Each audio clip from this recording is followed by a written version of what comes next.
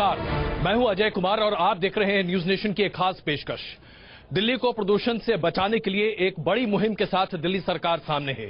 यानी कि सड़कों पर जो गाड़ियां चलेंगी उसे ऑड या इवन के नंबर पर 15 दिनों के एक एक्सपेरिमेंट पर दिल्ली सरकार आगे चल रही है। अगर देखा जाए फौरी तौर पर तो ये एक अच्छा कदम माना जा सकता है, लेकिन क्या इसको लेकर जो इंप्लीमेंटेशन की बात कही जा रही है उसे आप व्यवहारिक कह सकते हैं?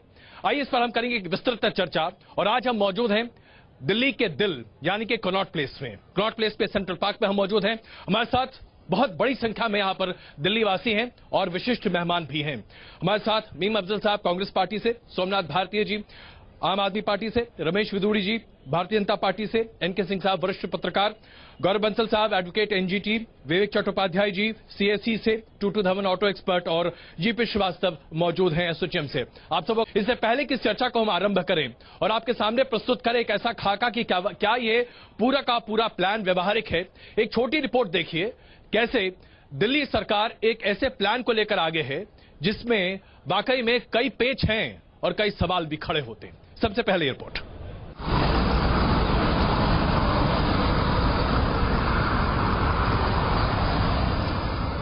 देश की राजधानी की आबो हवा में प्रदूषण का ऐसा ग्रहण लगा है कि लोगों का सांस लेना दूभर हो गया है। दिल्ली दुनिया के उन शहरों में शुमार हो गई है जहां हवा सबसे ज्यादा जहरीली है। दिल्ली दोबारा साफ हवा में सांस ले पाए इसके लिए कोशिशें शुरू हुई और पहला कदम है कारों के लिए ऑड इवन फॉर्मूला। दिल्ली में ऑड तारीख यानी कि 1, 3, 5, 7, 9 के दिन ऑड नंबर की गाड़ियां चलेंगी और इवन तारीख यानी 2, 4, 6, 8, 10 के दिन इवन नंबर की गाड़ियां चलेंगी। ऑड और इवन नंबर का मतलब है गाड़ी के रजिस्ट्रेशन का आखिरी अंक। रविवार को ऑड इवन फॉर्मूला लागू नहीं होगा। नियम तोड़ने पर 2000 रुपए का जुर्माना लगाया जाएगा। ऐसा नहीं है कि यह नियम हर गाड़ी पर लागू हो। अपने ऑड इवन फॉर्मूले में केजरीवाल सरकार ने कुछ रियायतें भी दी है। सभी वीवीआईपी और वीआईपीज को छूट मिलेगी। महिला ड्राइवरों को फॉर्मूले के तहत छूट होगी, लेकिन साथ में अगर कोई पुरुष सफर कर रहा है तो उन पर जुर्माना लगेगा।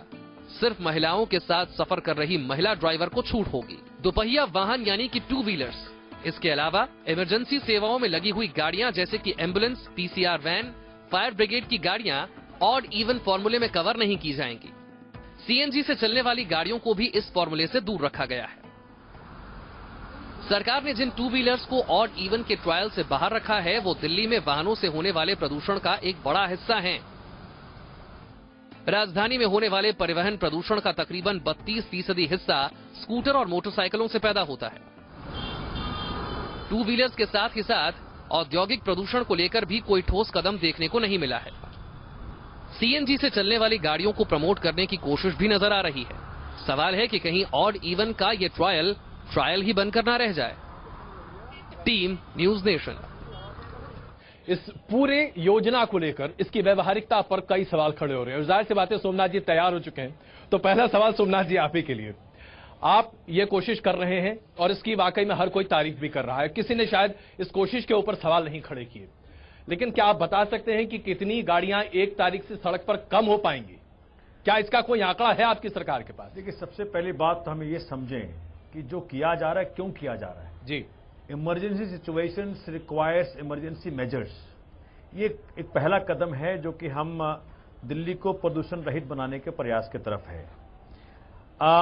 जहां तक मेरी जानकारी है, मुझे मालूम पड़ा है कि 10 लाख करीब गाड़ियां दिल्ली के सड़कों से रोजाना कम हो जाएंगी। अभी मैं जब आ रहा था आपके शो पे जी, तो मैं काउंट कर रहा था कि कितनी गाड़ियां सम है, कितनी गाड़ियां विषम है।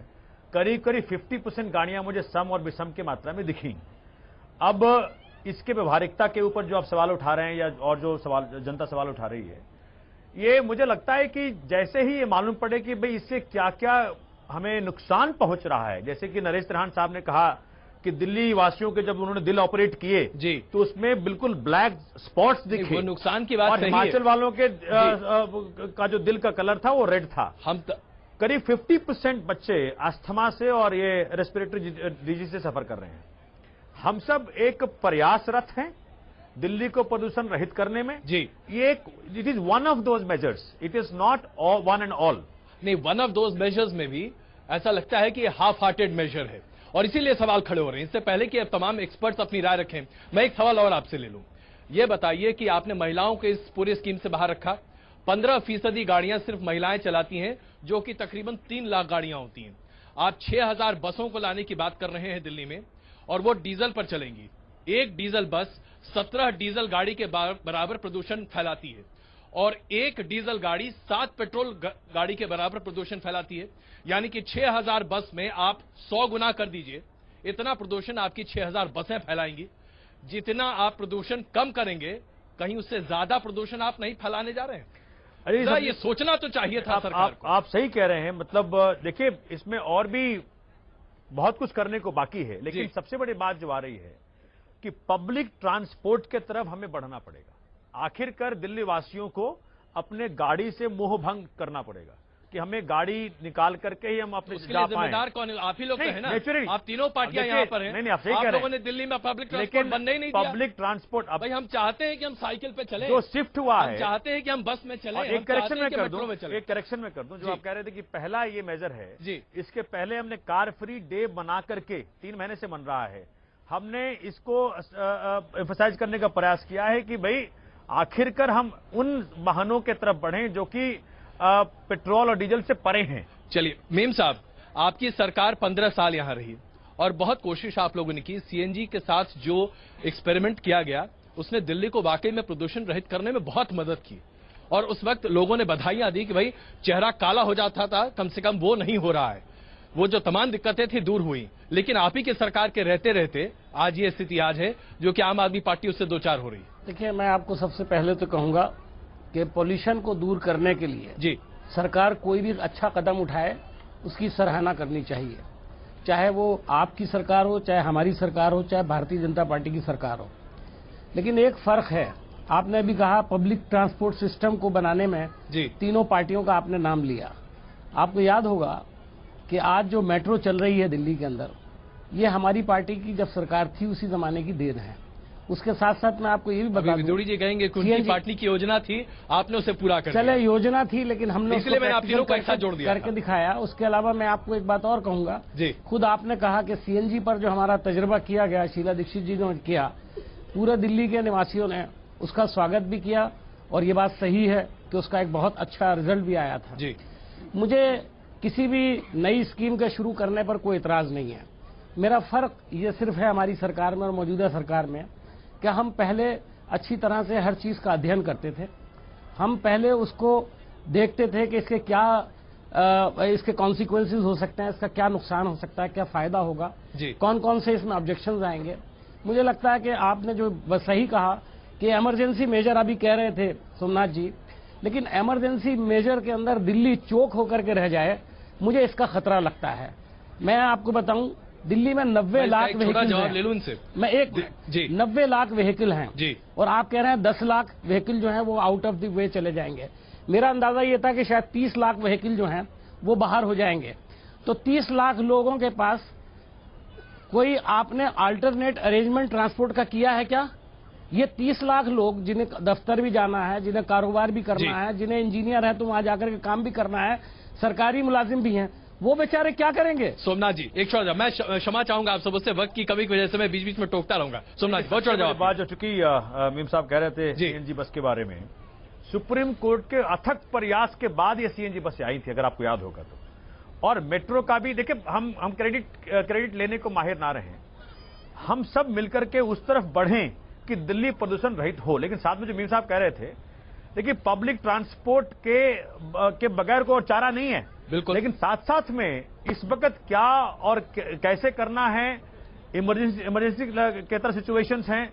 बीजिंग से 3.5 गुना ज्यादा दिल्ली प्रदूषित है इस वक्त। आप बीजिंग की बात कर रहे हैं, हम उसके तथ्य आपके सामने रखेंगे, लेकिन उससे पहले विदुड़ी जी हम आपसे जानना चाहते हैं, आपकी पार्टी लगातार इस बात को सामने रख रही है और आपके कई नेताओं ने कहा कि ये बिल्कुल दिशाहीन पूरी योजना है, क्यों आप ऐसा कह रहे हैं?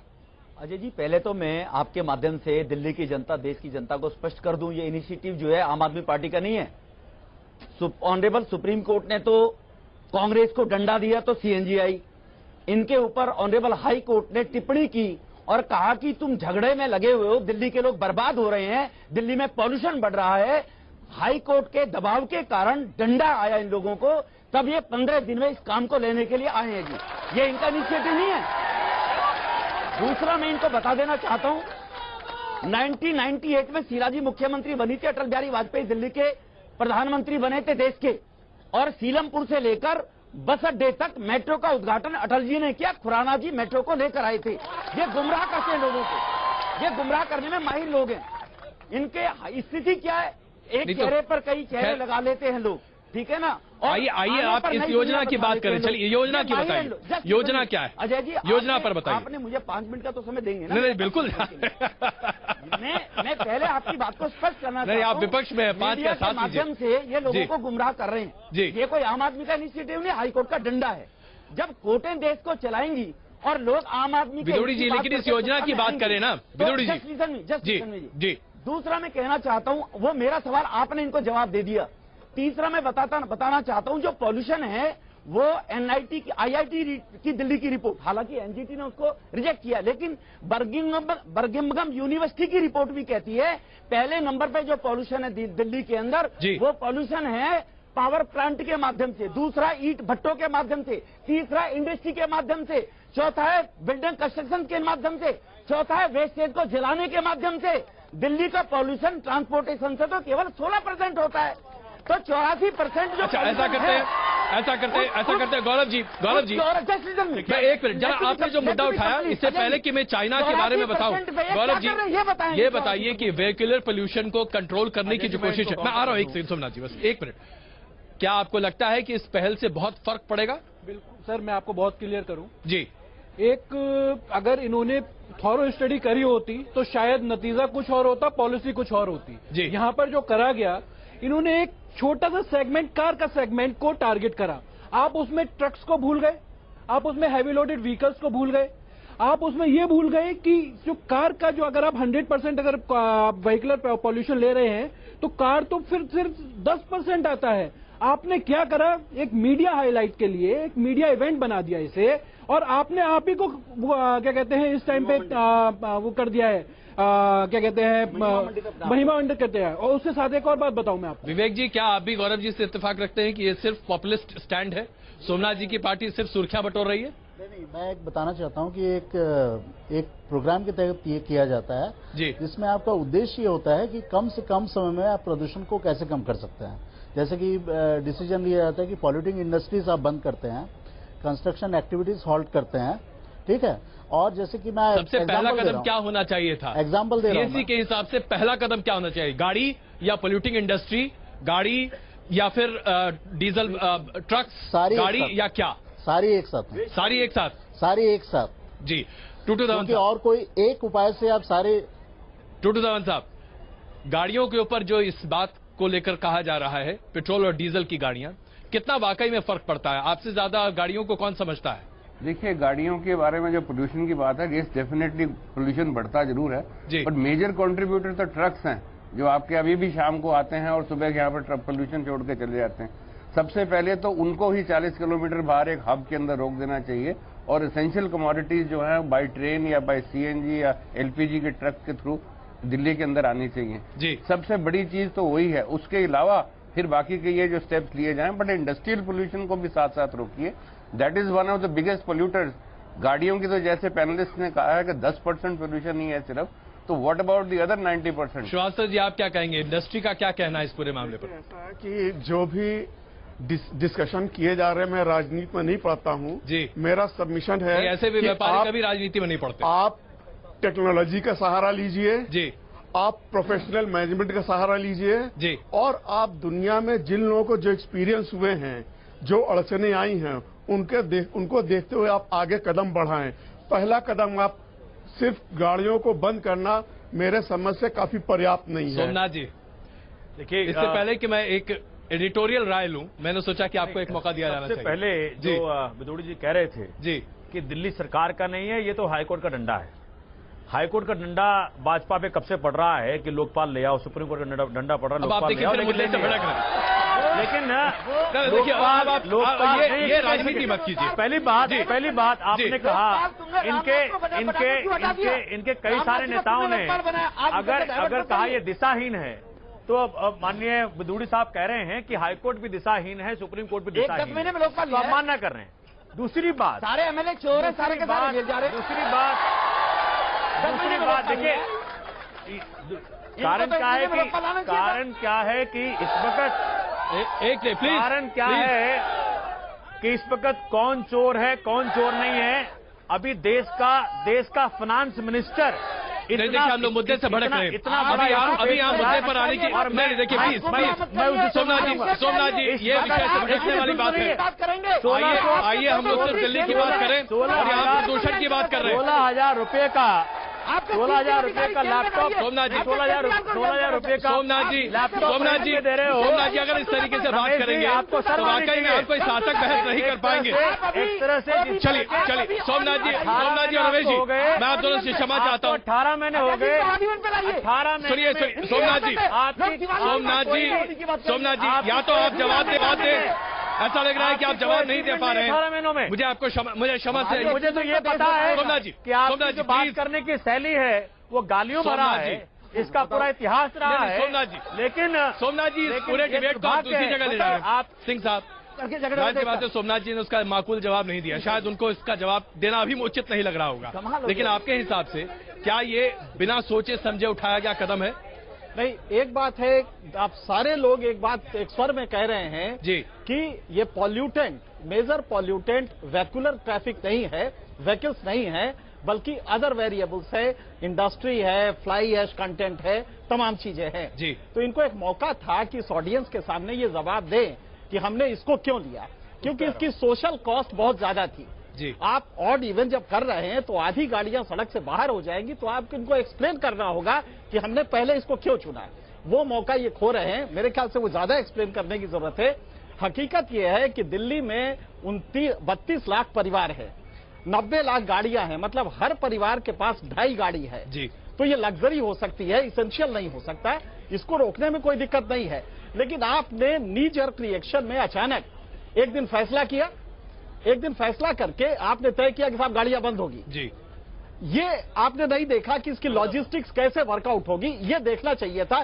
सारे लोगों की जो नाराजगी है वो ये नहीं है कि इंप्लीमेंट नहीं हो जी। हर आदमी चाहता है कि कार्सिनोजेनिक जितना सब्सटेंस रिलीज हो रहा है उससे कैंसर होता है जी। और कोई भी यहां बैठा है वो कैंसर नहीं चाहता, लिहाजा बहुत अच्छी बात होगी कि ये कार्सिनोजेनिक। छोटा जवाब, क्योंकि इसके बाद मैं आपको दिखाना चाहता हूं जवाब कि जिस ऑड इवन की बात आप कर रहे हैं वो चीन में कितना फ्लॉप रहा है, इंडस्ट्रियल प्रोडक्शन क्यों नहीं चुना।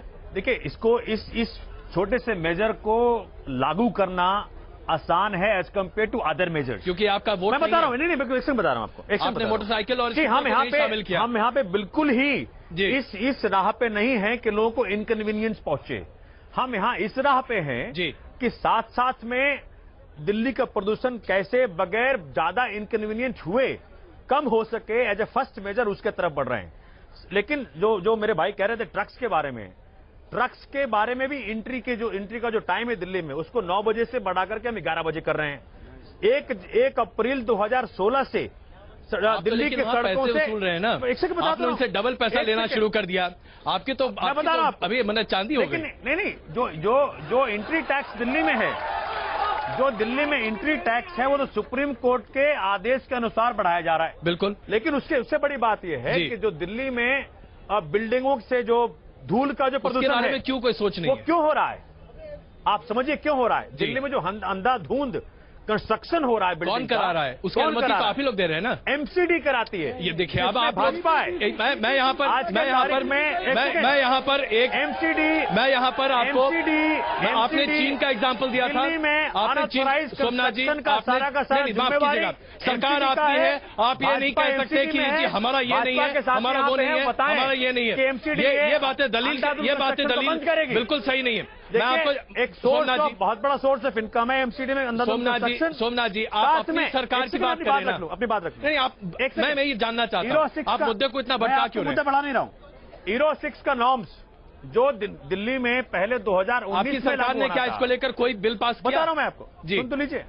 यूरो 6 का नॉर्म्स जो कि डीजल के गाड़ियों को का प्रदूषण कम करवा देगा जी, उसको 2019 में लागू होना था जी, उसे हम 2017 में लागू कर देंगे। ये बहुत बड़ा तब करेंगे जब आपको पेट्रोल डीजल मिलेगा। लेकिन मैं यहाँ पर आपने चीन की जो बात की, मैं आपको एक ग्राफिक के जरिए दिखाना चाहता हूं कि जिस ऑड इवन फॉर्मूले को लेकर आप बड़ी तेजी से आगे बढ़ने की बात कर रहे हैं, वो बीजिंग में कितना फ्लॉप रहा है। आप सिर्फ इसी से देखिए कि बीजिंग में रोजाना 40 लाख गाड़ियां हैं जो चलती हैं, और इसमें ऑड इवन फॉर्मूला जब लगाया गया उसके बाद भी बीजिंग को बतौर शहर 5 बार पिछले 1 महीने में बंद करना पड़ा है, क्योंकि प्रदूषण का स्तर इतना ज्यादा वहां बढ़ गया था। यह बात अलग है कि बीजिंग शहर का प्रदूषण दिल्ली से हमेशा 1 तिहाई रहा है, लेकिन फिर भी बीजिंग बंद रहा है।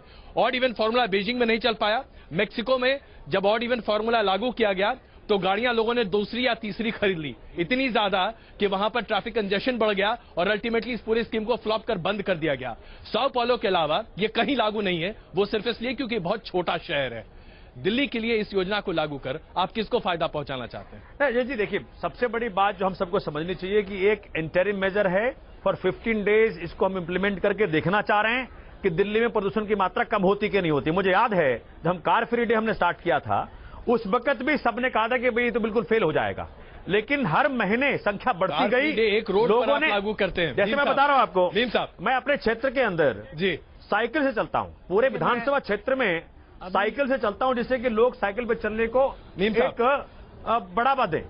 नीम साहब, सोमनाथ जी, अभी जिम्मेदारी कभी एमसीडी पे, बीजेपी पे, और बीजेपी कभी इन पर जिम्मेदारी। मेरा ख्याल है हम लोग जब इस शहर में खड़े हुए हैं तो हम लोग, कुछ लोग जीत के पहुंच गए हैं, कुछ हार के यहाँ खड़े हैं, लेकिन हमें दिल्ली के आवाम को देखना है। मैंने पहले कहा कि इस स्कीम को लागू करने में जल्दी की गई। क्या मैं गलत कहता हूं या सही कहता हूं? हाथ उठा करके बताइए।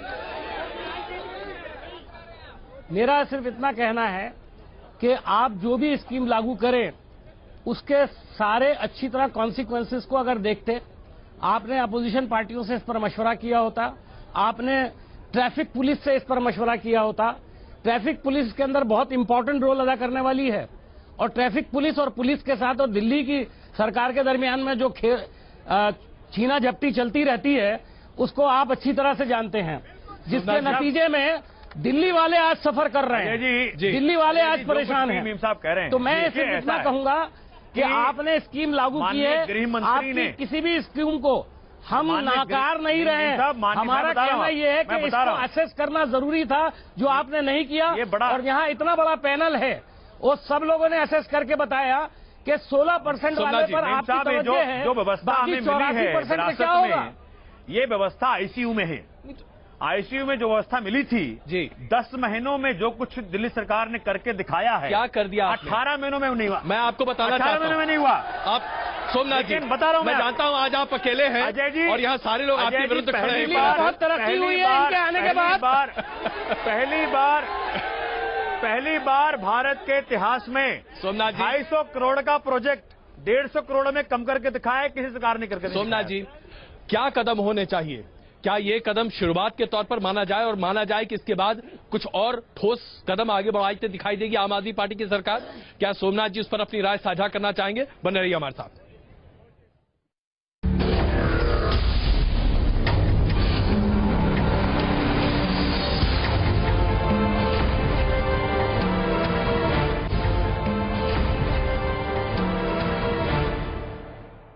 हम मौजूद हैं सेंट्रल पार्क में, कनॉट प्लेस में, और बहस इस बात पर हो रही है कि दिल्ली के प्रदूषण को कम करने का जो कदम आम आदमी पार्टी की सरकार ने उठाया है, अगर वो अपने आप में काफी नहीं है तो और क्या किया जाना चाहिए?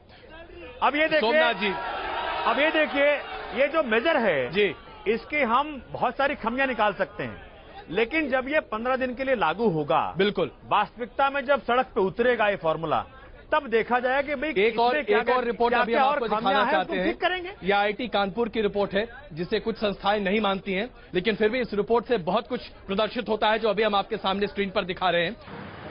इंडस्ट्रियल पॉल्यूशन, प्रदूषण का वो हिस्सा जो दुनिया के हर औद्योगिक शहर को धीरे धीरे काल के गाल में भेज रहा है, और इस प्रदूषण से दिल्ली भी अछूती नहीं।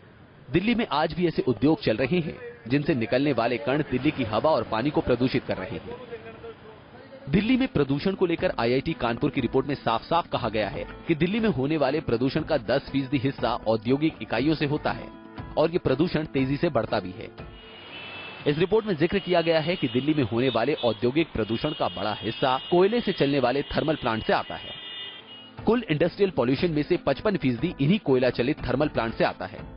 इन संयंत्रों से सल्फर डाइऑक्साइड, नाइट्रोजन ऑक्साइड और सस्पेंडेड पार्टिकल निकलते हैं, जो हवा में मौजूद नमी में घुलकर स्मॉग की शक्ल अख्तियार कर लेते हैं। बाकी का 45% प्रदूषण दिल्ली में लगे उद्योगों से आता है, जिनसे कार्बन मोनोऑक्साइड जैसी खतरनाक गैस निकलती है।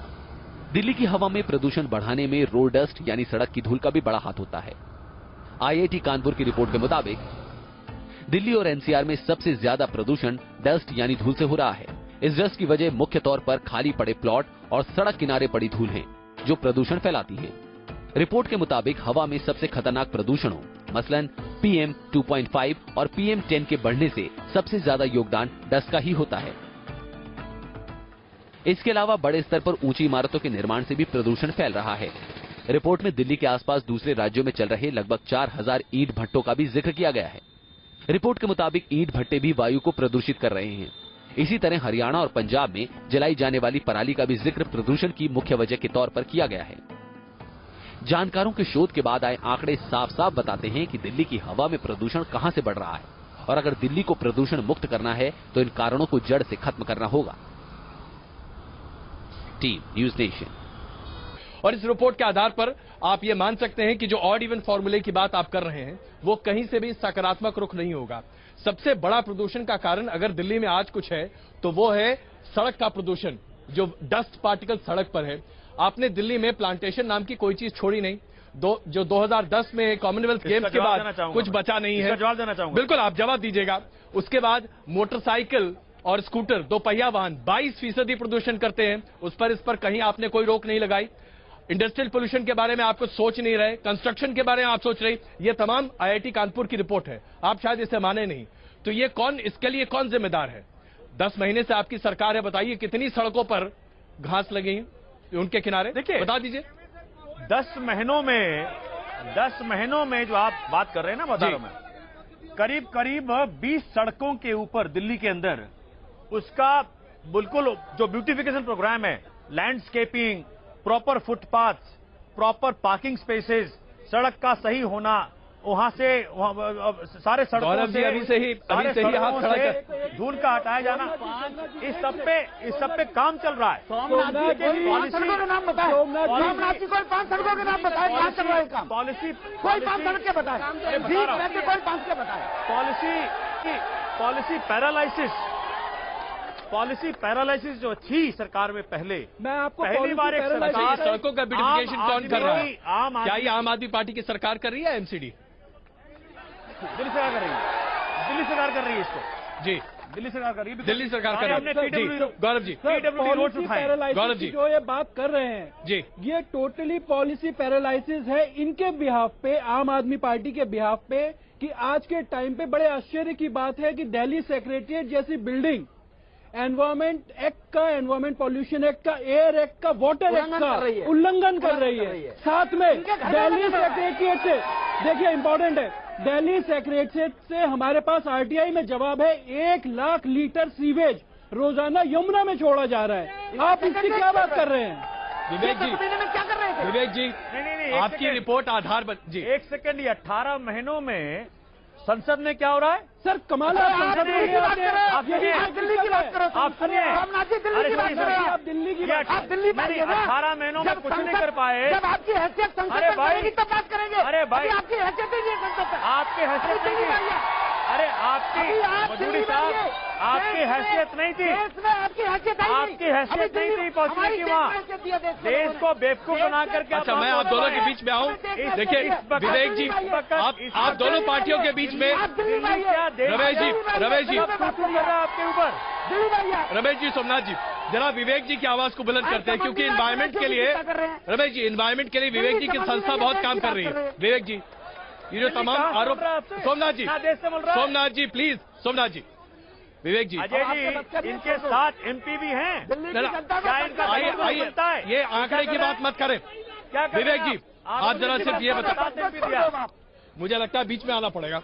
विवेक जी, आप सिर्फ हमारी जनता को ये समझाइए, इस प्रदूषण को रोकने का प्लीज प्लीज, कोई भी व्यक्ति ये गलत बात है भाई साहब, please. I am sorry. Vivek ji, आप जरा ये हमें बताइए, प्रदूषण को रोकने के लिए सबसे बड़ा और कारगर कदम क्या होना चाहिए था, क्या करना चाहिए था? देखिए, जो आप अगर 10 वर्षों से प्रदूषण बढ़ता जा रहा है जी, तो मेरे ख्याल से पहला उपाय जो किया जाना चाहिए था कि दिल्ली में जिस हिसाब से गाड़ियां बढ़ती जा रही हैं, ये आज की नई बात नहीं है। पहले जब सीएनजी इम्प्लीमेंट हुआ शहर में, तब मान लीजिए आप 200 गाड़ियां प्रतिदिन रजिस्टर्ड हो रही थी। आज की तारीख में 1400 गाड़ियां रजिस्टर्ड हो रही हैं। कारों में 50% आपकी डीजल व्हीकल्स हैं, जो कि आपके 27 गुना ज्यादा प्रदूषण करती हैं पेट्रोल व्हीकल के मुकाबले। हमने बसेस की संख्या जो पहले 6000 थी, आज की तारीख में भी 6000 है। तो हमने जो शहर की ट्रांसपोर्ट व्यवस्था को बिल्कुल ध्यान नहीं दिया, वो एक बहुत बड़ा रीजन है। हमने इंडस्ट्री, यानी आप मानेंगे कि सक्सेसिव गवर्नमेंट, चाहे वो कांग्रेस की गवर्नमेंट हो या आम आदमी पार्टी की मौजूदा सरकार हो, किसी ने ध्यान नहीं दिया। दूसरी बात मैं बता रहा हूं कि जो हमें कोऑर्डिनेटेड वे में इसे इम्प्लीमेंट करना चाहिए था, वो हमने नहीं किया। अब स्थिति ये आ गई है कि विंटर पॉल्यूशन जो है ठंड के समय ये हमें दिखता है और हमें महसूस होता है, और हेल्थ की बात है, ये पब्लिक हेल्थ की बात है। मेरे ख्याल से इसमें हर कोई मानेगा कि हमें कुछ आपातकालीन कदम उठाने चाहिए। सोमनाथ जी, अभी आप देख रहे हैं तमाम पैनलिस्ट आपके सामने हैं, कह रहे हैं कि ये अपने आप में मुकम्मल कदम नहीं है, लेकिन आप और क्या कर सकते हैं ये तो सोचना चाहिए ना। पहला कदम है, लेकिन उसी पर तो आप चारों खाने चित हो रहे हैं। नहीं, चारों खाने चित नहीं हो रहे। आप जनता से जब पूछेंगे तो बताएंगे आपको भी। आपने अच्छा, चलिए, आपने बड़ा अच्छा काम किया, मैं जनता के पीछे चलता हूं। पहले आइए भाई साहब जी, आप जी पूरे लाल हैं, बताइए। मेरा नाम मोहम्मद कमर आलम है। मैं आम सोमनाथ भारती जी से सवाल करता हूं कि आम आदमी पार्टी ने कहा था जब मेरी गवर्नमेंट बनेगी हर काम मैं जनता से पूछ के करूंगा। ये नियम लागू करने से पहले जनता से पूछने का उसको जरा भी नहीं उचित लगा? एक सेकेंड, इसका जवाब दे दीजिए। मेरे दिमाग में भी था लेकिन मैं सोच नहीं पाया। जब ये पॉलिसी हमने अनाउंस किया था जी, और जब ये इम्प्लीमेंट होगा, इसके बीच के जितने भी दिन हैं, इन दिनों में उनसे तो फीडबैक लिया जा रहा है। उनके फीडबैक के बाद ही नहीं, आपने घोषणा करने से पहले तो जनता से नहीं कहा कि हम ऐसा करना चाहते हैं। ये स्टेप है, और इस स्टेप के इम्प्लीमेंटेशन में किन किन चीजों का जरूरी से पालन किया जाना चाहिए। जैसे जो हमने कहा कि भाई जो विमेन ड्राइवर्स होंगी, सिंगल विमेन ड्राइवर्स, उनको एग्जेम्पशन मिलना चाहिए। तो ये सारी चीजें जनता की राय ऐलान करने के बाद बदूड़ी जी जनता से कंसल्टेशन हुआ है। ऑडियंस मारे आप पहले तो अजय जी इसको अन्यथा ना लें। मेरी पर्सनल रिक्वेस्ट है, आप जब आई एम सॉरी फॉर दैट, अगर आपको बुरा लगे तो कोर्ट की टिप्पणी के बाद आम आदमी पार्टी ने इनिशिएटिव ऐसा बोला करे प्लीज। ये मको आम नंबर 2 जब इन्होंने प्रशांत भूषण जी को और इन्होंने योगेंद्र यादव को निकाला था तो क्या जनता से पूछा था उनको निकाल रहे हैं? जी, अच्छा, हाँ चलिए, आप लोगों को तो खैर गाड़ी में चलने का मौका, फ्रीडम है, आजादी हम लोग को नहीं है। ये काफी अच्छा स्टेप है, बुरा है जी? अच्छा भी है, क्योंकि लड़कियों के लिए रात को सेफ या फिर कभी भी जाना होता है कि पब्लिक ट्रांसपोर्ट में हम ट्रैवल नहीं कर सकते, तो उस बेसिस के लिए सेफ है, and it is a good point. But ऐसे कुछ चीजें हैं जो अभी न्यू रूल है, ऑड एंड इवन, जो 1 जनवरी से इम्प्लीमेंट होगा, उसमें कुछ लूप होल्स है जो एनजीटी ने ऑलरेडी आगे सामने रख रखे हैं। तो आप उसको क्या करोगे, उसको ओवरकम करने के लिए क्या क्या करोगे? जैसे कि सबसे बड़ा उन्होंने जो पॉइंट निकाला था वो ये था कि आपके ऑड एंड इवन रूल से नई नई कार्स खरीदी जाएंगी। बिल्कुल, बहुत महत्वपूर्ण, लेकिन आप ही सारा जी बताइए। देखिए, चूंकि इसके अंदर जो भी खामियां हैं उसको ठीक करना है, लेकिन जो सबसे बड़ी बात आ रही है निकल के, एक खौफ है, एक भय है कि क्या इसके बाद लोग और गाड़ियां खरीदना शुरू कर देंगे। जी, ये अब वो पता नहीं कहां से फिगर लेके आ रहे हैं। मीडिया की रिपोर्ट में है, आपको बता रहे हैं। अभी तो ऑनरेबल सुप्रीम कोर्ट ने जो डीजल कार्स के ऊपर बैन लगाया है, 1 हफ्ते की रजिस्ट्रेशन जो एनजीटी ने बैन लगाया है, इन सारे मुद्दों को एक कंसोलिडेट करके जब पॉलिसी 1 जनवरी से लागू कर देंगे, उसके बाद कंसोलिडेट करेंगे। नहीं, जितने भी सजेशंस आए हैं उसको लेकर के हमने एक पॉलिसी बनाया। अब जब ये लागू होगा, उस वक्त लोगों के क्या अनुभव रहेंगे उसको फिर हम लेंगे। जी, जरा इधर बीच में पीछे आ जाओ। जी, हाँ साहब, आइए बताएं। सर, मेरा आम आदमी पार्टी से एक सवाल है। इन्होंने इम्प्लीमेंट तो कर दिया है, लेकिन क्या ऑटो वाले अपनी मनमानी छोड़ेंगे क्या जाना? बताइए साहब, वो तो आपकी वोट कंस्टिट्यूएंसी है। देखिए, आपने उनको फायदा पहुंचा दिया। आपकी वोट कंस्टिट्यूएंसी, हमारी वोट कंस्टिट्यूएंसी कोई ऑटो वाले नहीं है जी। पूरी दिल्ली ने वोट दिया है, कांग्रेस को 0 किया। अच्छा, ये बताइए, 3 किया, बस इतना बताइए सोमनाथ जी। सबसे बड़ी बात, क्या ऑटो वाला मीटर से चलेगा? ऑटो वाला मीटर से भी चलेगा, और ऑटो वाले को जितने भी रेगुलेशन है सबको फॉलो करने पड़ेंगे। आपको लगता है, यकीन है सोमनाथ जी की बात पर? जी आप बताइए साहब, आप सोमनाथ जी से कुछ पूछना चाहते हैं? हाँ, सोमनाथ जी से पूछना चाहते हैं सर जी। रोड पे इतनी गंदगी है, इतने डस्ट है कि गाड़ी चलती है तो डस्ट भर जाता है पूरा, उसकी वजह से बहुत ज्यादा पोल्यूशन बढ़ता है रोड पर, तो उसकी सफाई होनी चाहिए, ये मस्ट है। तो ये तो अब एमसीडी का काम, एमसीडी जी आप बताइए। अजय जी नहीं, अजय जी नहीं, अजय जी एमसीडी का काम नहीं है, पीडब्ल्यूडी की सड़कें दिल्ली सरकार की सारी 60 फुट से बड़ी सड़क सारी दिल्ली सरकार की है, एमसीडी की नहीं है वो। पीडब्ल्यूडी की सड़कों पर सफाई किसका काम है?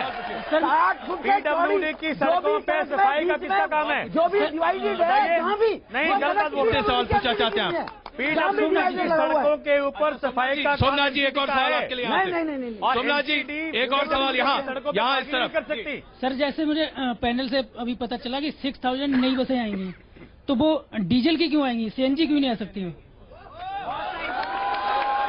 6000 जो नई बसें हैं जी, वो अभी इंटरिम मेजर के लिए हैं, वो कोई परमानेंट नहीं है। इंटरिम मेजर में चूंकि हम इमीडिएटली खरीद नहीं सकते इतनी सारे बसें, 2 महीने इसलिए कर देते, इस वक्त 2 महीने बता रहा हूं, जो नई बसें सरकार खरीदेंगी, क्या जल्दी थी? सीएनजी क्योंकि आपने जो CBI की बसें रेट को कंडेम करना था, जो अपने बसें अधिकारी से माइंड डाइवर्ट जो करना था। बसें आपने विधायकों जो की सरकार से माइंड डाइवर्ट जो करना था बसें लोगों दिल्ली को। सरकार वो 400 गुना बढ़ाए, खरीदेगी इसलिए वो सरकार सीएनजी की खरीदेगी। टुट्टू धवन जी, डीजल की 6000 बसें कॉन्ट्रैक्ट के बेसिस पर दिल्ली की सड़कों पर घूमेंगी, क्या इससे ट्रैफिक जाम होगा? क्या इससे पोल्यूशन बढ़ेगा? क्या कहते हैं आप? बिल्कुल सर, ट्रैफिक जैम भी होगा और पोल्यूशन भी बढ़ेगा। और जैसे आप देखते ही हैं, बस वाले अपनी लेन में तो चलाते नहीं, अनाप शनाप गाड़ियां चलाते हैं, ट्रैफिक जैम तो वही मेनली करते हैं, ट्रक बसेज एंड ट्रक। और जो 6000 गाड़ियां और आ जाएंगी तो they will only add to the pollution, nothing to be taken off. Singh साहब, क्या ब्लू लाइन रेड लाइन का जमाना एक बार फिर से वापस आएगा? सोमनाथ जी तमाम बसें ला रहे हैं। आपको याद होगा कि उस समय आईटीओ पे खड़ा होना 5 मिनट मुश्किल होता था, आज से 15 साल पहले। बिल्कुल। सुप्रीम कोर्ट ने एक ऑर्डर दिया, सीएनजी शुरू हुई। तो जो सोशल रिफॉर्म्स की जो चीजें होती है, ये समाज की हैबिट आप बदल रहे हैं, तो नेचुरली समाज को पहले कॉन्फिडेंस में लेना होगा, तैयार करना होगा मानस को, उसके बाद करना था। तो ये टैक्टिकल एरर जरूर किया है इन्होंने कि पहले से प्रिपेयर करना था आपके दिमाग को, जनता की, कि भाई आपको ये करना पड़ेगा, ये खतरे हैं, इससे कैंसर होगा, कार्सिनोजेनिक एलिमेंट्स निकलेंगे। वो इन्होंने नहीं किया, अचानक एक दिन उठे और इन्होंने अनाउंस कर दिया। तो ये टैक्टिकल गलती की है, लेकिन कुल मिला के प्रयास में कोई गलती नहीं है, प्रयास तो सही यही है।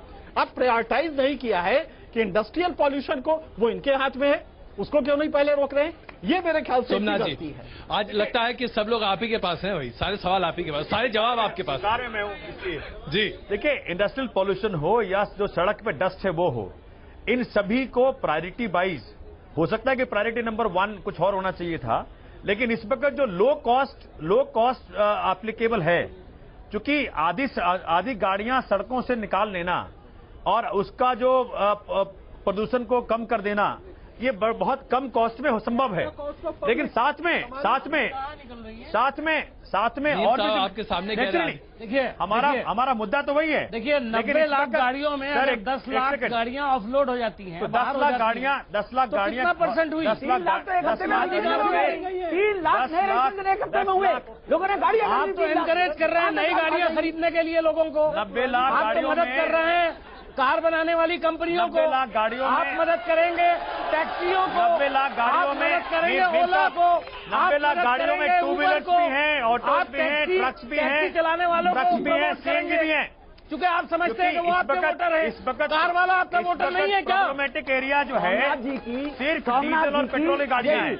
सोमनाथ जी की 90 लाख गाड़ियों लोगों की प्रवृत्ति है, ये जो कोई भी कुकर्म करेंगे उसे माइंड डाइवर्ट करने के लिए मीडिया पे यहाँ ले आई। मीडिया 400 गुना सैलरी को भूल गई, जिन्होंने कहा 1 रुपए की तनख्वाह पे काम करेंगे हमारे एमएलए। लोग झूठ बोल रहे हैं, ये बिल्कुल झूठ बोल रहे हैं। लेकिन अजय जी एक सेकंड। अच्छा सोमनाथ जी, ये सवाल तो बनता है, मुझे एक सेकंड दीजिए जी।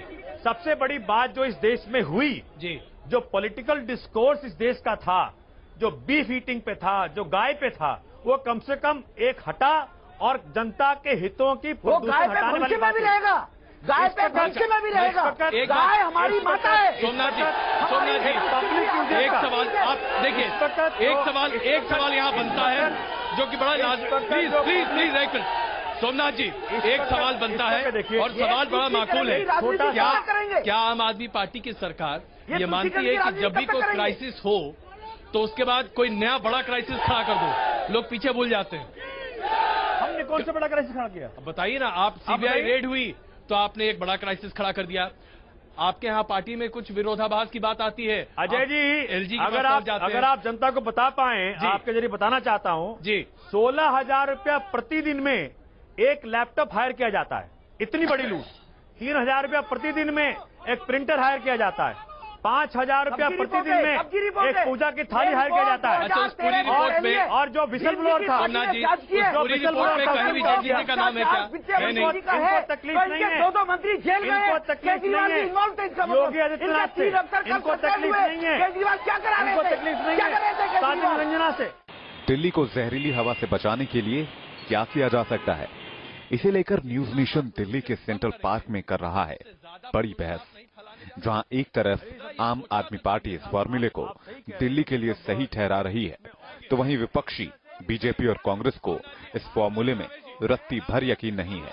ये गुमराह करते हैं लोगों को, ये गुमराह करने में माहिर लोग हैं। दिल्ली में आने वाले कल को लेकर न्यूज नेशन की ये बहस जारी है। आगे हम आपको दिखाएंगे कैसे विरोधियों और एक्सपर्ट्स ने उठाए केजरीवाल के प्लान पर सवाल, और कैसे ये सवाल एक बार फिर तब्दील हो गए हंगामे में।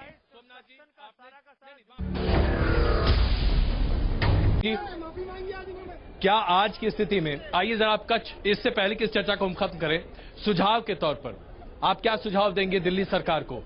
अब क्या किया जाना चाहिए? भाई ऑड इवन 15 दिन के लिए तो हो गया, जनता के साथ जो होगा वो तो तब देखेंगे, लेकिन अभी ये बता दीजिए और क्या कर सकते हैं? देखिए, कार पूलिंग को बहुत ज्यादा बढ़ावा देना होगा, मेरे ख्याल से इसमें सभी का सहयोग होगा। और दूसरा ये है कि बाइक्स को अगर हम इसमें इंक्लूड करें, डेफिनेटली एक हफ्ते देखना होगा जी, मोटरसाइकिल को भी इसमें इंक्लूड करें, तो मेरे ख्याल से 50% जो व्हीकुलर पॉल्यूशन है इनका योगदान है। ट्रक्स के ऊपर ऑलरेडी एक्शन हो रहा है, करीबन 30% ट्रक्स डाइवर्ट हो रही हैं, और दूसरा पॉल्यूशन टैक्स भी दे रहे हैं वो। बदरपुर पावर प्लांट बंद करने की बात है, वो भी एक अच्छा कदम है। राजघाट मेरे ख्याल से बंद चल रहा है, और इंडस्ट्रियल पॉल्यूशन जो सराउंडिंग एरियाज में भी हो रहा है उसमें भी सख्ती की जाए। गार्बेज बर्निंग बहुत बड़ा रीजन होता है विंटर के समय में, उसमें कंट्रोल करने की जरूरत है। मेरे ख्याल से ये सारे उपाय अगर आप करते हैं तन्मयता से और ऑनेस्टी से, प्रदूषण बहुत ज्यादा कम। इतना बड़ा सवाल खड़ा कर दिया, तन्मयता और ऑनेस्टी, वो बहुत जरूरी है। कौन लेके आएगा भाई? वो बहुत जरूरी है। गार्बेज, मैं बता रहा हूँ आपने इसके साथ जो राइडर लगाया है, ये इतना बड़ा राइडर है, वो बहुत इम्प्लीमेंट कौन करेगा आपके हिसाब से? दिल्ली सरकार कर पाएगी क्या? क्या वो सक्षम है? मैं कहना चाहूंगा कि सबका सहयोग चाहिए। जो बातें इन्होंने कही हैं, तो बता दूं, बदरपुर का थर्मल प्लांट बंद होने के लिए हम प्रयास कर रहे हैं। जो यूपी में थर्मल प्लांट है, जिसके कारण वो बंद कर देंगे, जिसके कारण उसके बाद जो 130 मेगावाट बिजली की कमी होगी उसकी पूर्ति कहां से करेंगे? देखिए, इस वक्त जो पॉलिसी पैरालाइसिस थी जिसको हम ठीक कर रहे हैं, सोमनाथ जी, आप हर चीज, यही बात, आम आदमी पार्टी की सरकार बिना सोचे समझे ऐलान कर देती है। बिल्कुल नहीं, आप थर्मल पावर प्लांट बंद करना चाहते हैं, 130 मेगावाट बिजली की कम से कम इंतजाम तो कीजिए। इस वक्त बंद करने की बिल्कुल जरूरत नहीं है। फ्लाई ऐश कंटेंट और कार्बन पार्टिकल्स जो निकलते हैं, जापान में लेटेस्ट टेक्नोलॉजी आई है, आप उसको मंगवा सकते हैं। 130 मेगावाट कोई साधारण चीज नहीं होती है, आप कहाँ से लाएंगे? लिहाजा आपको पहले तो कोशिश करनी चाहिए। लोग हीटर कहाँ से चलाएंगे? आप 130 मेगावाट बिजली कहाँ से लाएंगे? उस वक्त ये जो बात है कि उससे जो प्रदूषण हो रहा है दिल्ली में जी, उसको कैसे कंटेन किया जाए, उसके डिफरेंट मेजर्स हैं। एक मेजर इन्होंने सुझाया है, तो इस तरह से हर चीज के मेजर है। 18 महीनों में दिल्ली के सेंट्रल पार्क में दिल्ली की जहरीली हवा को लेकर न्यूज नेशन की ये महाबहस आगे भी जारी रहेगी। तकरीबन 1 घंटे की बहस में आम आदमी पार्टी के प्रतिनिधि लगातार अपनी सरकार के ऑड इवन फॉर्मूले को डिफेंड करते रहे। आम आदमी पार्टी के वरिष्ठ नेता सोमनाथ भारती का कहना था कि केजरीवाल सरकार का यह फॉर्मूला एक आगाज है दिल्ली की हवा को बेहतर करने के लिए। गाड़ियां सड़कों से निकाल लेना। वहीं बीजेपी नेता रमेश बिधूड़ी और कांग्रेस नेता मीम अफजल लगातार इस फॉर्मूले को जल्दबाजी में लिया गया कमजोर कदम करार देते रहे। लोगों ने गाड़ियां, आप तो एनकरेज कर रहे हैं नई गाड़ियां खरीदने के लिए लोगों को। रुक रहे हैं चंद पलों के लिए, और आगे आपको दिखाएंगे कि दिल्ली की जनता के वो सवाल जिनका जवाब दिया आम आदमी पार्टी के प्रतिनिधि सोमनाथ भारती ने। बने रहिए न्यूज नेशन के साथ। सवाल है, इन्होंने इम्प्लीमेंट तो कर दिया है, लेकिन क्या ऑटो वाले अपनी मनमानी छोड़ेंगे क्या जाना? देश की राजधानी दिल्ली दुनिया के सबसे प्रदूषित शहरों में शामिल हो चुकी है। दिल्ली की हवा को दुनिया की सबसे जहरीली हवाओं में से एक कहा जाने लगा है। दिल्ली के हालात ऐसे हुए हैं कि पहले नेशनल ग्रीन ट्रिब्यूनल और फिर अदालत ने इस मुद्दे पर गौर किया और फिर शुरू हुई कवायद दिल्ली की आबो हवा को साफ करने की। दिल्ली में ऑड इवन फॉर्मूला लागू करने का फैसला हुआ और इसी फैसले को लेकर दिल्ली के दिल कहे जाने वाले कनॉट प्लेस के सेंट्रल पार्क में आयोजित की गई दिल्ली के कल को लेकर बड़ी बहस। इस बहस में सत्तारूढ़ आम आदमी पार्टी से लेकर ऑड इवन पर सवाल उठा रही बीजेपी और कांग्रेस के नेता भी शामिल थे। सियासतदान अपना मत रख रहे थे तो दिल्ली में प्रदूषण के असली कारणों को समझने के लिए हमारे पैनल में वो एक्सपर्ट भी थे जिन्होंने प्रदूषण पर सालों तक काम किया है। न्यूज नेशन के इस महाबहस के महापैनल में सीएसई और एनजीटी से लेकर एसोचैम जैसी संस्थाओं के प्रतिनिधि और ऑटो एक्सपर्ट शामिल हुए। लेकिन आपने नी जर्क रिएक्शन में अचानक एक दिन फैसला किया, एक दिन फैसला करके आपने तय किया कि साहब गाड़ियां बंद होगी। जी। बहस में ऑड इवन को लेकर सियासत हुई। राजनीतिक दलों ने एक दूसरे पर सवालों के तीर चलाए। माध्यम से ये लोगों को गुमराह कर रहे हैं। ये कोई आम आदमी का इनिशिएटिव नहीं, हाईकोर्ट का डंडा है। और एक्सपर्ट ने भी अपनी राय रखी कि दिल्ली की आबो हवा को साफ करने के लिए ऑड इवन जैसे फॉर्मूले कितने कारगर हैं। अनाप शनाप गाड़ियां चलाते हैं, ट्रैफिक जाम तो वही मेनली करते हैं ट्रक, बसेज एंड ट्रक। और जो 6000 गाड़ियां और आ जाएंगी तो they will only add to the pollution. हमारी ये महाबहस जारी है। दिल्ली के कनॉट प्लेस के सेंट्रल पार्क से न्यूज नेशन की खास पेशकश। अब देखिए आखिर क्या हैं वो तरीके जिनके जरिए ऑड इवन या इसके जैसे दूसरे पोल्यूशन कंट्रोल करने वाले तरीकों को बेहतर किया जा सकता है। न्यूज नेशन पर देखिए कैसे दिल्ली समेत देश के दूसरे शहरों में भी जहरीली हवा को रोका जा सकता है और हमारे आने वाली पीढ़ियों को बचाया जा सकता है।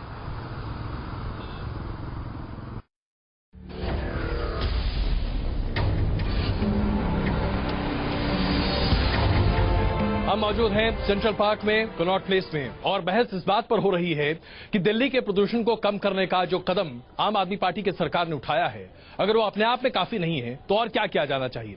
दिल्ली के अंदर जो सड़कें हैं, पीडब्ल्यूडी के रोड्स हैं, जहां की धूल के कण बहुत ज्यादा हैं।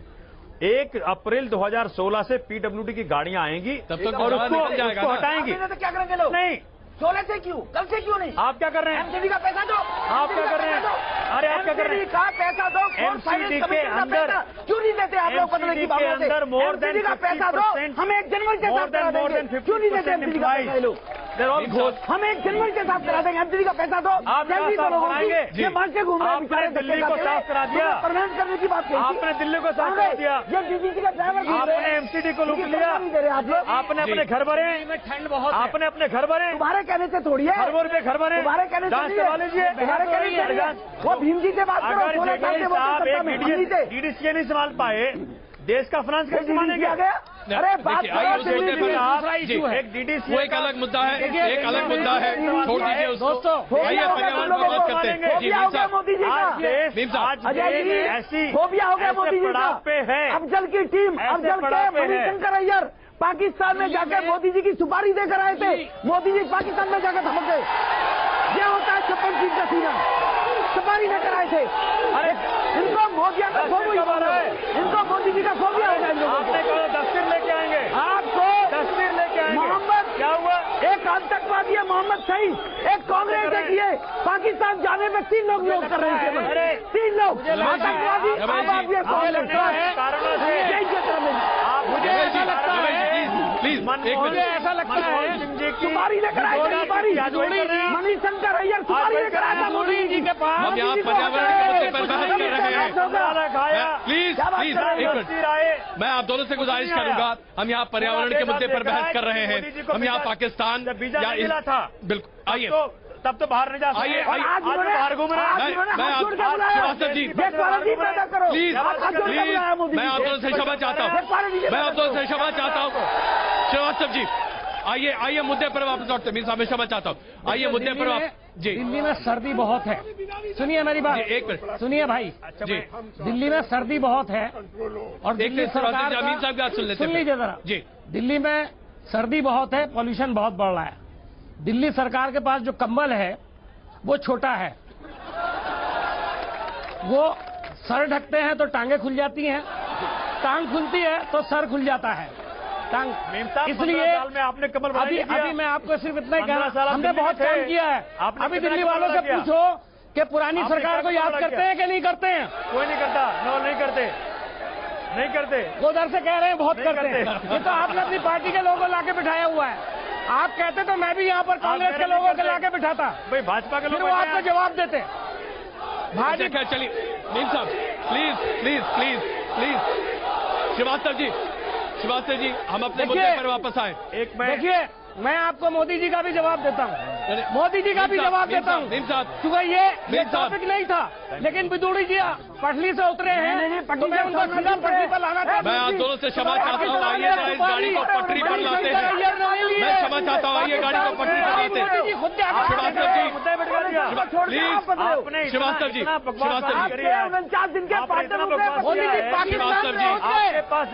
मोदी जी पाकिस्तान पहुँच गए। मुझे लगता है और कोई पाकिस्तान जाता है तो पाकिस्तानी एजेंट हो जाता है। नीम साहब जी, श्रीवास्तव जी जी, यहाँ इकट्ठा हुए हैं पोल्यूशन को कंट्रोल के लिए। जी, हम सारे लोग चाहते हैं पोल्यूशन कंट्रोल हो। 3-4 मेरे बड़े स्पेसिफिक सुझाव हैं। जी, पहली बात तो जो गवर्नमेंट का नोटिफिकेशन है वो स्वयं में इरोनियस है, क्योंकि आप बोलते हैं अगर 15 दिन के बाद ये एग्जाम्पल सक्सेसफुल नहीं रहा तो हम बंद कर देंगे। बजाय इसके मैं चाहूंगा आप ये बोलें कि मैं 15 दिन के बाद जो भी सुझाव आएंगे उनको और आगे बढ़ा करके इसे सुनिश्चित करूंगा। एक बात जी। दूसरी बात जी, मैं अपनी पेट्रोल की कार बंद करके किराए की डीजल की टैक्सी पे चढ़ूं, ये कोई समझदारी और समाधान नहीं है। मैं चाहता हूं आप टेक्नोलॉजी का सहारा लीजिए। अगर कोर्ट के कहने पे आप ये स्टेप उठा सकते हैं तो मैं उम्मीद करता हूं कि आप कल से ही प्रयत्न करें कि यूरो 4 के बजाय यूरो 6 क्यों नहीं 1 साल के अंदर लागू किया जा सकता है। दूसरी बात, तीसरी बात मेरा ये कहना है, आपने बहुत लोगों को छूट दिया है जी। मेरा अपना कहना है कि पहले आप एग्जाम्पल सेट कीजिए। सारे नेताओं को आपने छोड़ दिया, एमपीज एमएलए को, इससे बहुत ही बुरा सबक जाएगा। इसको बंद किया जाए। सारे पब्लिक को ये होना चाहिए कि जो सुपर सीनियर सिटीजन हैं उनको ये छूट मिलनी चाहिए, बीमार आदमियों को छूट मिलनी चाहिए, वयस्क आदमी को छुट्टी मिलनी चाहिए, छूट मिलनी चाहिए, न कि ड्राइवर्स और नेताओं को मिलनी चाहिए। लास्ट पॉइंट मैं ये कहना चाहूंगा कि देखिए, आपको जो भी निर्णय लेना है, एक बड़ा क्लियर पॉइंट है, आप टेक्नोलॉजी का सहारा लीजिए, डर्टी फ्यूल को दूर कीजिए और क्लीन फ्यूल, चाहे वो सीएनजी हो, चाहे एलपीजी हो, चाहे इलेक्ट्रॉनिक मीडियम्स हो, उनको आप ले आइए, उनको बढ़ावा दीजिए, न कि बहाना दीजिए। कठोर फैसले लेने में आपकी सरकार इतनी डरती क्यों है? आप कह रहे हैं कि कठोर फैसला हो गया, आप पहले कह रहे हैं कि आपने ऑड इवन कर लिया, कठोर फैसला लिया, लेकिन नहीं, मैंने कभी नहीं कहा कि आपने कठोर फैसला लिया। शुरुआत में मैंने कहा ये बहुत अच्छा कदम है, सराहनीय कदम है, बस बिना सोचा समझा है। अब सुनिए, जो कठोर फैसला आपने कहा जी, देखिए पिछले 1 महीने से, करीब 1 महीने से हम इस पे कंसल्टेशन कर रहे हैं। ऑटो मेकर्स की लॉबी भी आई बात करने को। सीबीआई की रेड की बात से कर रहे हैं। नहीं, बिल्कुल नहीं, गलत बात बोल रहे हैं। सीबीआई की रेड इसलिए हुई चलिए क्योंकि डीडीसीए पे जांच रुक जाए जी। देश जानना चाहता है, जो कि आपने छेड़ा है। आइए मुद्दे पर आते हैं। मुद्दे पर आते हैं। आप ये बताइए कि ठोस कदम उठाने में आम आदमी पार्टी की सरकार क्यों पैर पीछे? पहली बार सरकार ने जी जो एग्जेम्पशंस का लिस्ट है उसमें खुद माननीय मुख्यमंत्री ने अपने आप को अलग कर लिया। माननीय मुख्यमंत्री भी इसका पालन करेंगे, ठीक, जो मंत्रीगण है वही पालन करेंगे। मुख्यमंत्री में सरकारी गाड़ी जो एमएलए वही पालन करेंगे, चलेंगे क्या? वही पालन करेंगे। मुख्यमंत्री जो कहते थे सुरक्षा क्यों चाहिए, सुरक्षा वीआईपीओ के लिए, आज मुख्यमंत्री की वाइस छोटी क्यों चलती है? चले ना दिल्ली के अंदर वेबिनार में, मुख्यमंत्री क्यों नहीं चलते?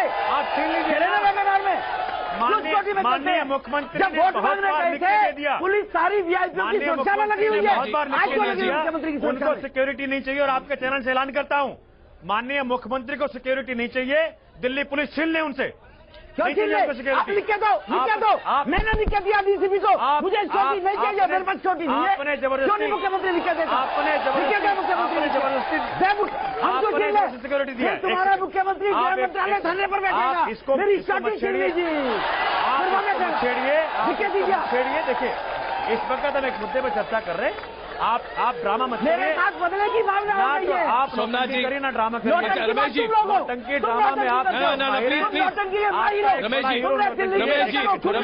रमेश जी मुझे लगता है फिर बीच में प्लीज अगली बार से बता दिया करें मुझूड़ी सवार है, मैं नहीं आऊंगा। रमेश जी प्लीज बता दिया करें मुझूड़ी सवार है, रमेश जी सोमनाथ जी इस वक्त हमने जो एग्जाम्पशन किया है जो लीडर्स का, इसलिए किया कि भाई हर मौके पे केंद्र और राज्य सरकार की ठन रही है। हम चाहते हैं कि जो भी केंद्र सरकार के नेता हैं, की जो बात मंत्री कोई हैं, नहीं कर रहा, वो मंत्री वॉलंटरीली आगे आए और कहें कि दिल्ली की जनता के हम साथ हैं, हम भी इस नियम का पालन करेंगे। इसमें क्या होता है? अच्छा सोमनाथ जी हम पालन करेंगे। हम इससे पहले कि बाकी पैनल से भी हम बात करें, मैं सिर्फ इतना जानना चाहता हूँ आपके चैनल के जरिए जी दिल्ली की जनता को मैं आह्वान करता हूँ, ये पहली बार ये फॉर्मल लगने वाला है, क्योंकि दिल्ली की स्थिति बहुत ही खराब है जी। चूंकि हम दिखा नहीं पा रहे हैं। इनके सिंह साहब ने बड़ा अच्छा कहा कि जो अवेयरनेस प्रोग्राम था उसको और इसी तरह चलाना चाहिए, लेकिन इस वक्त के बाद किया आप लोग गलत बोल रहे हैं। गलत हाईकोर्ट ने रमेश जी जरा कहने तो दीजिए। रमेश जी प्लीज गलत बोल रहे हैं जी। रमेश जी प्लीज एक मिनट। रमेश जी प्लीज एक मिनट हासिल है। अरे वो आप लोगों को अच्छा कोई बात नहीं, चलिए ना रमेश जी प्लीज आपके चैनल के जरिए दिल्ली की जनता को आह्वान करता हूं कि 15 दिन के लिए हम प्रोग्राम लॉन्च कर रहे हैं।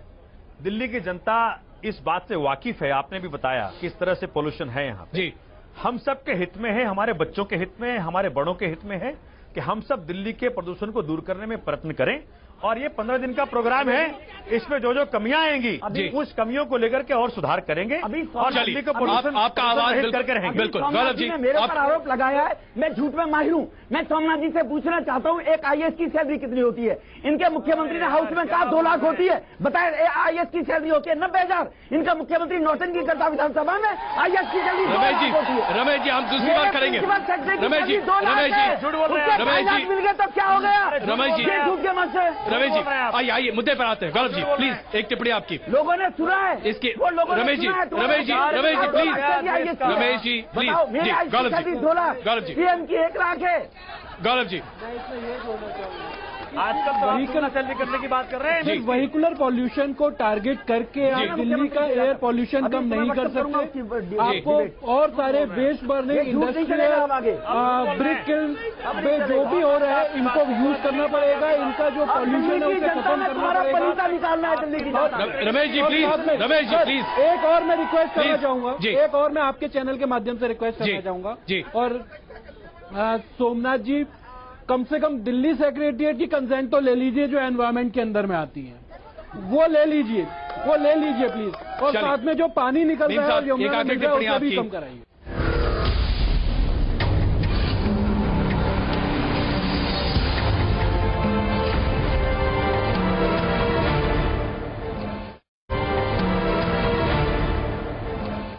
मीर साहब जी आगे का रास्ता मैं सिर्फ इतना कहूंगा कि 15 दिन के लिए दिल्ली का जो हशर होने वाला है वो जनता भी देखेगी, सरकार भी देखेगी और उसके बाद ही ये फैसला होगा।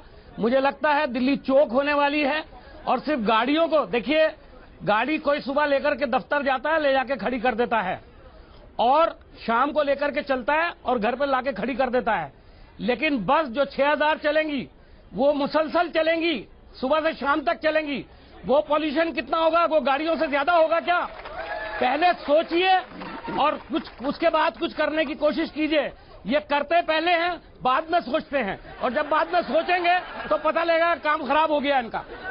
सिंह साहब एक आखिरी टिप्पणी प्लीज, मेरे पास वक्त बहुत कम है। देखिए मैं दिल्ली की जनता से एक विनम्र निवेदन करूंगा, खतरा बहुत बड़ा है। ये पॉल्यूशन हमें कैंसर दे रहा है, ट्यूबरक्लोसिस दे रहा है, फैसला इम्प्लीमेंटेबल नहीं है।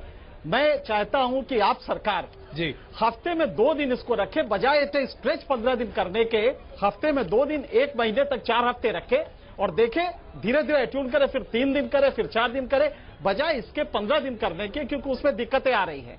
तो हफ्ते में 2 दिन करके पहले करे तो मेरे ख्याल से सब लोग तैयार होंगे और ये इम्प्लीमेंटेबल भी होगा। तो सुझाव कई हैं, जाहिर सी बात है दिल्ली को प्रदूषण से बचाने की अत्यंत आवश्यकता है। इसे अलार्मिंग कह सकते हैं क्योंकि जो स्थिति यहां बन चुकी है। लेकिन क्या व्यवहारिक फैसले लिए जाएंगे? क्या आम आदमी पार्टी की सरकार कुछ दिलेरी दिखाएगी। उनसे उम्मीद तो यही है। आप सबका बहुत धन्यवाद इस चर्चा में शामिल होने के लिए। ये खास पेशकश हमारी, दिल्ली को प्रदूषण रहित करना हम सबों की है जिम्मेदारी।